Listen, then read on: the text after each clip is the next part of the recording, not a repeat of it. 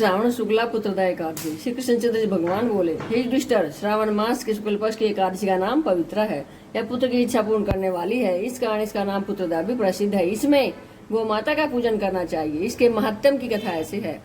एक महिमती नगरी थी। उसमें महिजीत नाम का राजा राज्य करता था। बड़ा धर्मात्मा था, परंतु पुत्रहीन था। उपाय बहुत किए, परंतु सब व्यर्थ गए। दिल का कांटा नहीं निकल सका। राजा को शोक युक्त देकर मंत्रियों को दुख हुआ और वह लोमस ऋषि के शरण में गई। दंडवत प्रणाम कर विनय करने लगे, हमारे राजा के यहाँ पुत्र नहीं है, बेचारा शोक भवन में पड़ा है। आप कृपा करके कोई उपाय बतलाइए जिससे उसके घर कुल दीपक का प्रकाश हो जाए। मुनि ने दिव्य दृष्टि से उसके पूर्व जन्म का कर्म देखकर कहा, तुम्हारा राजा पिछले जन्म में महाकंगाल था और कुकर्मी था। एक दिन घूमते घूमते उसे कहीं जल न मिला तो और न ही अन्न मिला, तो दूसरे दिन वह एक सरोवर पर गया। वहां पर एक प्यासी गो जल पीने आई। उसे लाठी मारकर भगा दिया।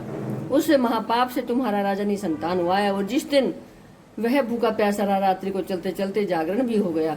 भूखा था, भगवान को स्मरण कर भोजन मांगता था। उस दिन श्रावण शुक्ला एकादशी व्रत उसने भूल से कर दिया, परंतु वह दूध, पुत्र और धन देने वाली पुत्रदा एकादशी थी। उसके प्रभाव से राजा को राज्य मिला और गो के श्राप से उसे निसंतान जीवन व्यतीत करना पड़ा।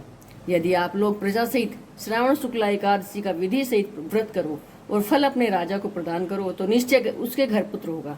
व्रत की विधि है गौ का पूजन करना, उनको मधुर जल और मधुर फलों से प्रसन्न करना। द्वादशी के दिन उन्हें पेट भर के लड्डू और पूरी इत्यादि मिष्ठान का भोग लगाना।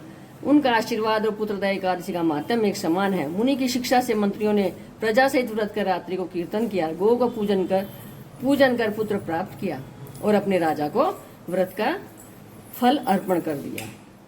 फलाहार, इस दिन गुड़ का सागर लिया जाता है। बोलो कृष्णचंद्र भगवान की जय हो।